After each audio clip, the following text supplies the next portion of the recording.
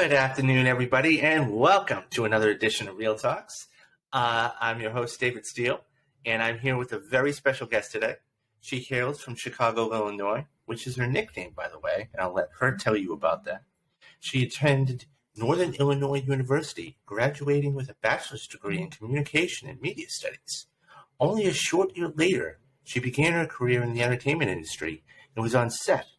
Her hard work and dedication has seen her popularity explode, eventually working on some of the biggest television and streaming shows in the world, including the Hulu smash hit Only Murders in the Building, starring Steve Martin, Martin Short, and Selena Gomez. Not to mention shows that include the Marvelous Mrs. Maisel, Chicago PD, Ray Donovan, and arguably the biggest show on television right now, Succession. She has traveled across the world, including London, Dubai, Miami, and Bali. She's had the opportunity to work with some of the biggest names in the industry, including Tracy Morgan, Forrest Whitaker, and many others.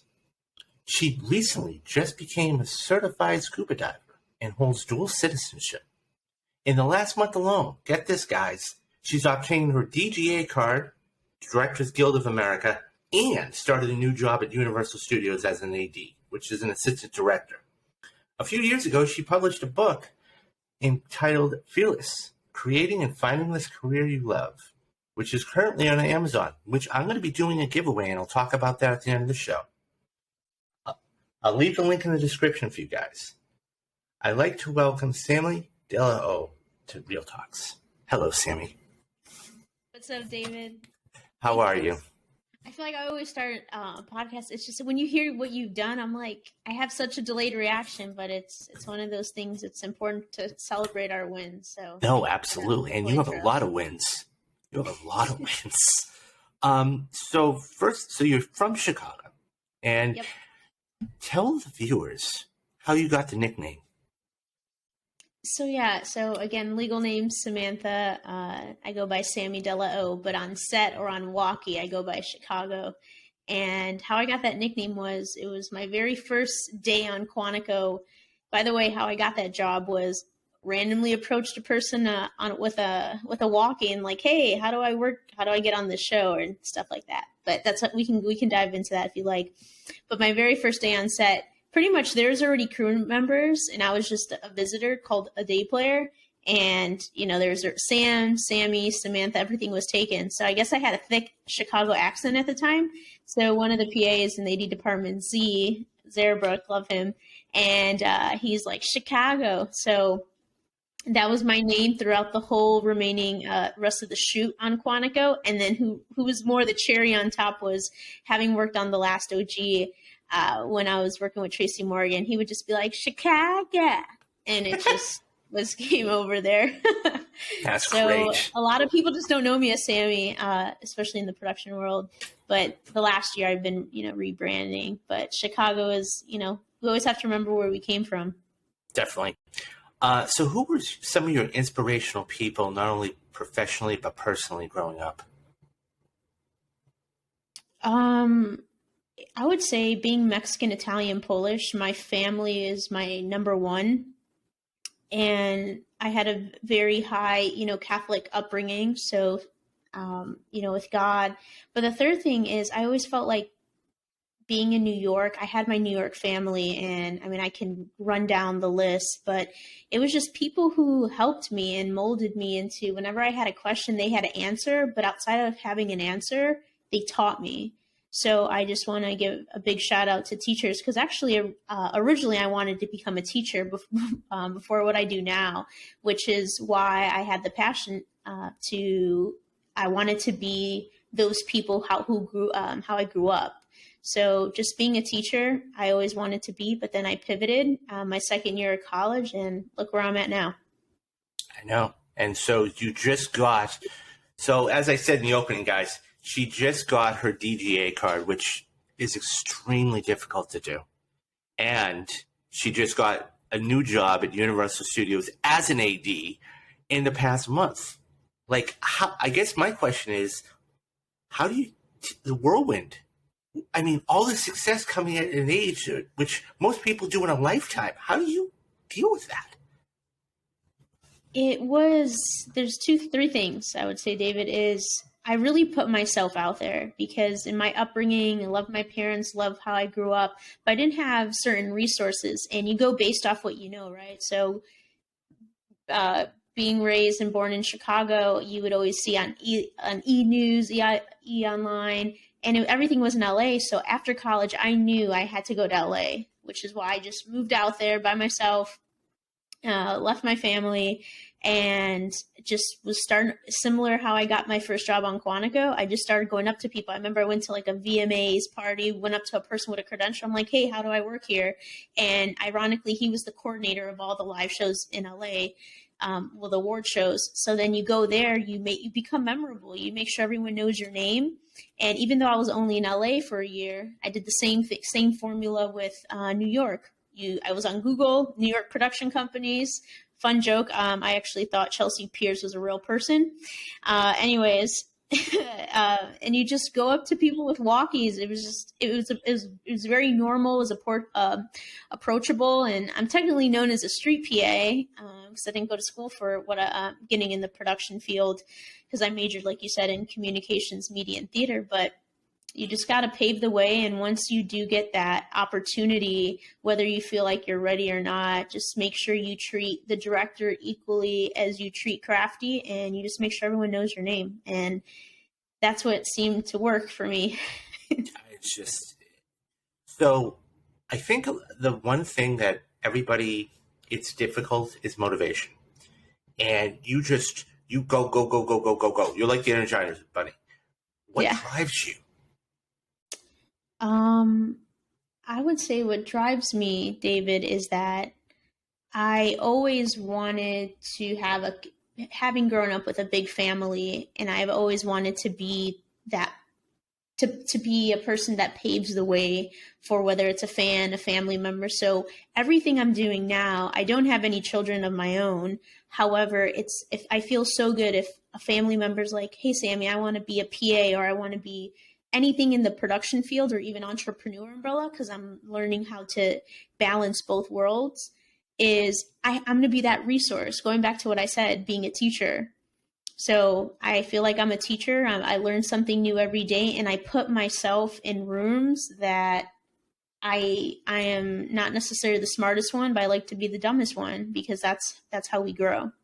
Yeah, I mean, it's just I mean, as I was saying, you've been on sets that are just unbelievable. I mean, some of the biggest in the world. Succession, Marvelous Miss Maisel. What?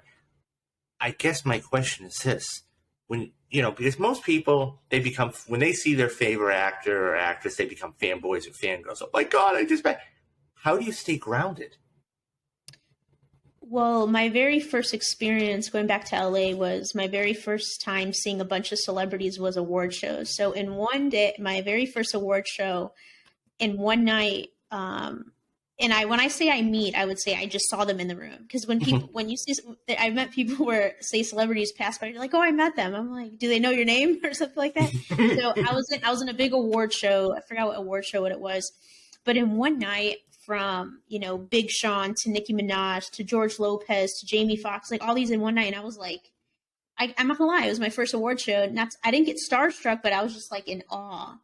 And I just remember who calmed me down. Not say calm me down in that way, but it was I did my job, but then I was hanging out just to see, you fill holes to see what's needed. And I was backstage. The left of me was Jamie Foxx, and the right of me was George Lopez. And I just remember just talking to them like how we're talking now. And I remember, if not George Lopez, Jamie Foxx was like, don't lose that, because again, at the end of the day, we have these beautiful resumes and impacts on what we've done in the world, but at the end of the day, they're human, so you just have to just treat them like their family or friends. Yeah, I mean, I've met a couple. I mean, I've interviewed Carl Weathers and John Cazar and other. And the one thing that I really took away from it is they're people just like you and I. I mean, you have so many stories of people that you met, whether it's Forrest Whitaker or Tracy Morgan or Steve Martin, who's arguably one of the biggest comics of all time, or Martin Short, and people go, "Oh my God, you met." And I think the thing is that people just have to realize they're people too. They're just more in the public eye. Like Selena Gomez is one of the hottest stars in the world. But it's one of those things where if you just treat her like she wants to be treated, what you just said is perfect. We're having a conversation here. And people Yeah, go, you know. and here's an because I'm always big on, because again, like we said, we can name drop and all that stuff, but in action, I'm big on action plans, right? So, and this could be connected to, with Tracy Morgan and Steve Martin. So with Tracy Morgan, I don't want to go into jargon, but like every morning, because again, I was in certain roles, and while working on set, I was taking care of talent from the time they land and leave, from logistics, hair, makeup, wardrobe, their needs, everything, right?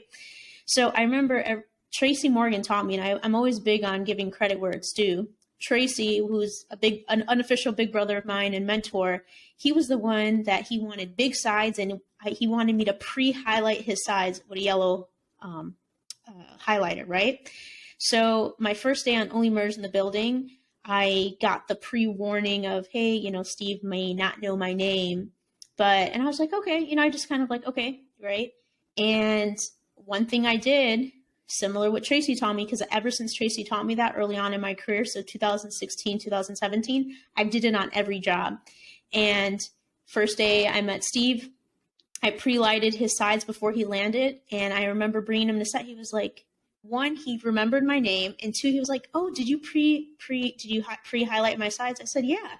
He was like, "No one has ever did that my whole entire career." And just knowing his, like you said, he's a legend, and no one has done that. Those are ways of going beyond, outside of someone not only remembering your name, but doing acts, but generally doing it. I don't do it for an agenda driven or anything like that.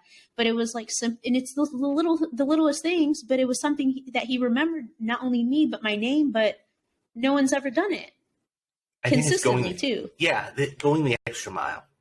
I think that people, and I'm not gonna, but I think in today's culture, we do exactly what we have to do, and we don't go the extra mile for people, whether it's customer service in a JCPenney's or in a coffee shop or whatever else.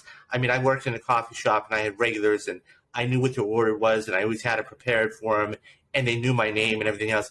And I think we've gotten away from that. So when you do something like that, and you're able to do a little bit extra, they remember that. They go, because I guarantee you 5 years from now, they're going to be telling that story to somebody else, be like, oh, I had Sammy do this, and they still remember your name. And that's so important.